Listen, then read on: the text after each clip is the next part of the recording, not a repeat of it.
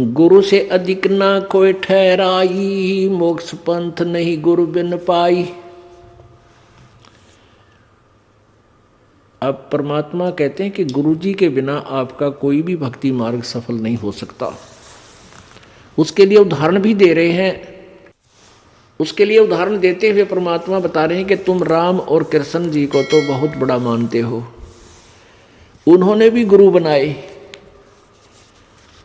श्री कृष्ण जी ने दुर्वासा जी को और श्री रामचंद्र जी ने वशिष्ठ जी को गुरु बनाया, क्योंकि श्री कृष्ण जी के जो संदीपनी गुरु थे वो अक्षर ज्ञान कराने वाले थे, जैसे बच्चे को पढ़ाई सिखाया करें क ख ग घ ड़।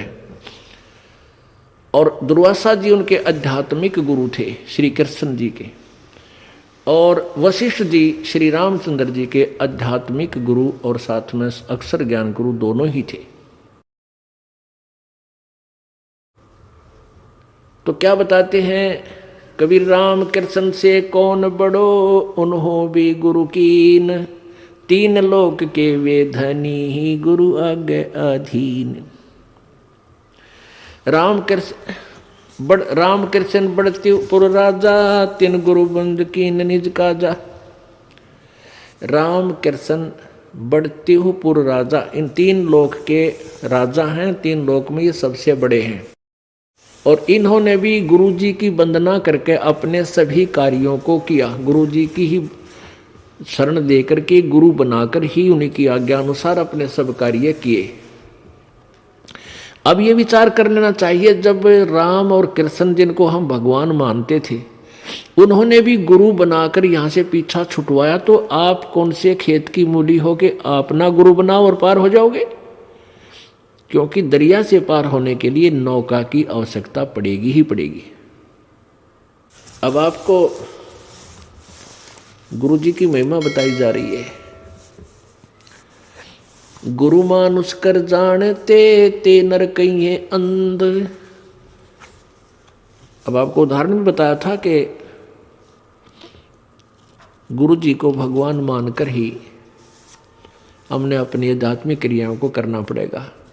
क्योंकि आप जब गुरु जी के पास जाओगे तो आपके मन में ये होगा, यदि इनके स्थान पर भगवान होते आज तो आप कैसा व्यवहार करते? निष्कपट गदगद आत्मा और चेहरे की तरह इन्हें देखते रहते। तो ऐसे आप में विनम्रता आवेगी, आपका अंतःकरण नरम होगा, आपका दोष दूर होने लग जाएगा।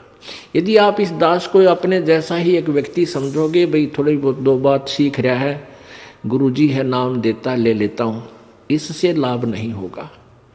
लाभ होगा तभी जब आपके हृदय में असीम श्रद्धा होगी इस दास के प्रति, एज ए गॉड। दास गॉड नहीं है, दास भगवान नहीं है, लेकिन आपने सपोज करना पड़ेगा, आपने मानना पड़ेगा इस इक्वेशन को, इस प्रश्न को हल करने के लिए, जन्म और मृत्यु के इस प्रश्न से पीछा छुटवाने के लिए, हल को सोल्व करने के लिए, प्रॉब्लम को आपने मानना पड़ेगा। ये रूल है ईश्वर का। तो आप अपने हृदय से मानोगे, औपचारिकता नहीं, हृदय से करना पड़ेगा। उसके लिए क्या नियम बता रहे हैं प्रभु कबीर परमेश्वर जी? गुरु चरणन से ध्यान लगावे, अंत कपट गुरु से ना लावे।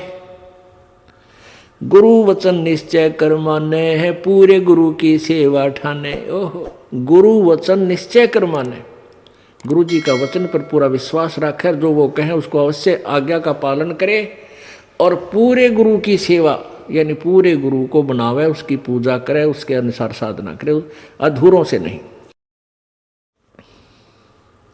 गुरु की शरणा लीजय भाई, तात जीव नरक नहीं जाई। गुरु कृपा कटे यम फांसी, विलम न हो मिले अविनाशी। गुरु बिन काहू न पाया ज्ञाना, जो थो था भूछड़े किसाना।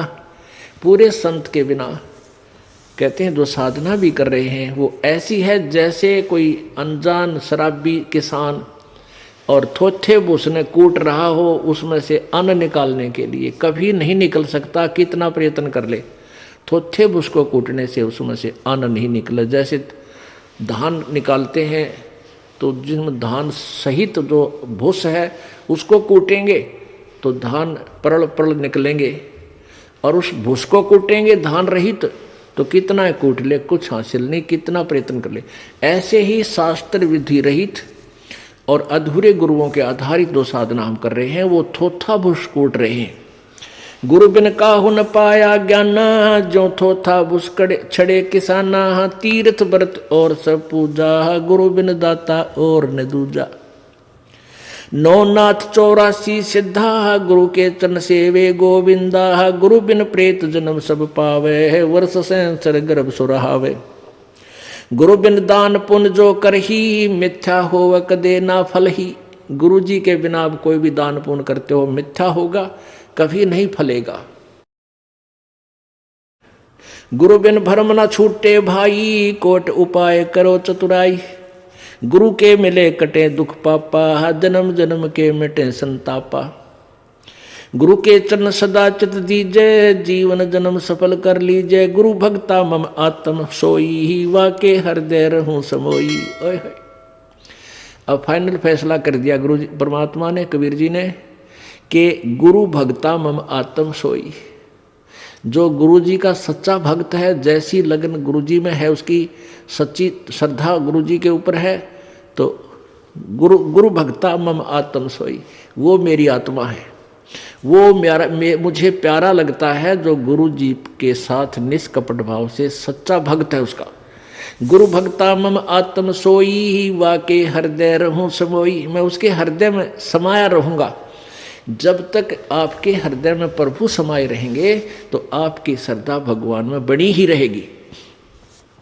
आपके मन में जरा सा भी मैल दास के प्रति आएगा किसी भी पॉइंट से, भगवान वहां से हट जाएगा। जब भगवान का पंजाब से हट गया तो आप नरी कोबद सोचोगे, सारी उल्टी भावना बन जाएंगी। आज ये दास आपको अच्छा लगता है, फिर आपको दुश्मन दिखाई देगा, क्योंकि काल प्रवेश कर जाएगा। जब आपका नाम खंड हो जाएगा, ये पहली पहचान होगी, आपकी रुचि नहीं बनेगी इस दास में।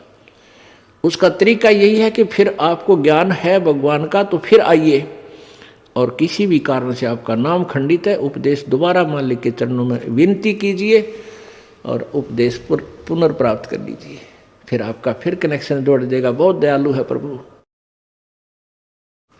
गुरु भक्ता मम आत्म सोई, वाके हृदय रहूं समोई। 68 तीर्थ भ्रम भ्रम आवे, सो फल गुरु के चरण पावे।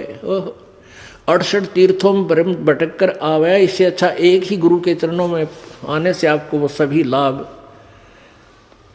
सब लाभ मिल जाए। वहां तो कोई लाभ है ही नहीं। तीर्थों पर भ्रमण करते हैं, कोरे पाप कमावे, कोई पुण्य नहीं है। लेकिन हम भ्रमित कर दिए, वहां नहाने से ऐसा होगा, वहां नहाने से ऐसा होगा, तो परमात्मा उसी दृष्टिकोण से उदाहरण देकर आपको समझाते हैं।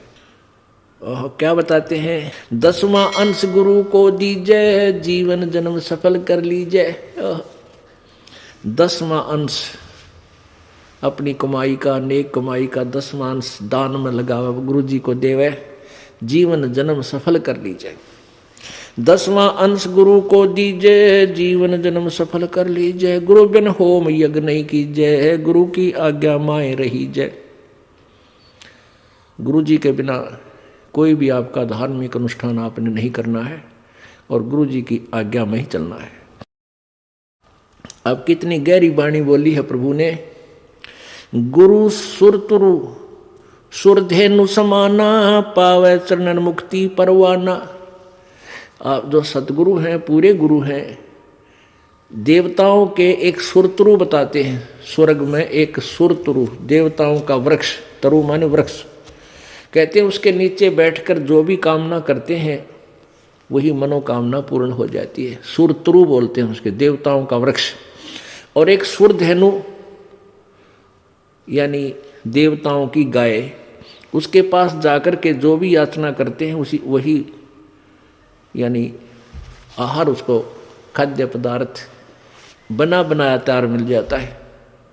तो कहते हैं गुरु जी, सतगुरु जो होते हैं वो सुरतुरु भी है और सुरधेनु भी है। गुरु सुरतुरु सुरधेनु समाना, पावे चरण मुक्ति परवाना। तन मन धन अर्प गुरु सेवे, हो गलतान उपदेश से ही लेवे। तन मन धन अर्पण करके और गुरु जी की यानी शरण ग्रहण करे, उपदेश ले। तन मन धन अर्प गुरु सेवा। तन मन धन कैसे अर्पण करना है? पुण्यात्माओं, अपने हृदय में इस बात का एक गांठ लगा ले, यानी सच्चे दिल से अपना विश्वास कर ले कि ना तो ये शरीर तेरा और ना वो संपत्ति और परिवार तेरा, बिल्कुल नहीं है। ये मन में धारणा हो जाए कि न तो मेरा परिवार है, न मेरा शरीर है, न ही मेरी ये संपत्ति है, ये सब प्रभु की है और इसका सदुपयोग करूं। संपत्ति का 10वां अंश गुरु को दीजिए, ये धन अर्पण कर दिया आपने। और अपने बच्चों को, परिवार को भी मालिक के चरणों में लगा दे ताकि उनका भगवान रखवाला हो जाए और आप भी समर्पण रहे प्रभु में। तन मन धन अर्प गुरु सेवे, हो गलतान उपदेश से ही लेवे। सतगुरु की गति हृदय धारे, और सकल बकवाद निवारे। गुरु जी ने जो मार्गदर्शन कर दिया, केवल वही साधना, उसी नियम में रहे, बाकी सब बकवादों को छोड़ दे। गुरु के सम्मुख वचन ना कहे, सो ससरेनी गैणी सुख ले। गुरु के सामने अपनी नहीं चलावे तगड़मबाजी, क्योंकि आपको वो ज्ञान नहीं हो सकता जो इस दास पे कृपा मालिक ने कर रखी है। और इस दास की आज्ञा और जो भी फाइनल फैसला करे वो फाइनल हो आपके लिए। आपका पुराना ज्ञान चाहे कितना आपने अच्छा लगता उसको रिजेक्ट कर दे, छोड़ दे। जिन बातों से गुरु दुख पावे, उन बातों को दूर भगावे, उनको फेंक दे, चाहे कितना अच्छा लगता छोड़ दे उन सब चीज़ों ने। अब जैसे शुगर के मरीज को अब मीठा तो अच्छा लग गया उसने, और डॉक्टर कहे भाई शुगर तो मरीज ये मीठा नहीं खाएगा, ना मिठाई ना चीनी, और वो फिर भी डॉक्टर की आज्ञा का पालन नहीं करता तो मरेगा फिर, और क्या इलाज है। तो चीनी मीठी तो लग रही है, इसमें कोई शक नहीं, मीठी भी है, लेकिन उसके लिए विष है। तो ऐसे ही भक्ति मार्ग में गुरु जी की आज्ञा का पालन ना करना विष के तुल्य आपकी भक्ति को नष्ट कर देता है।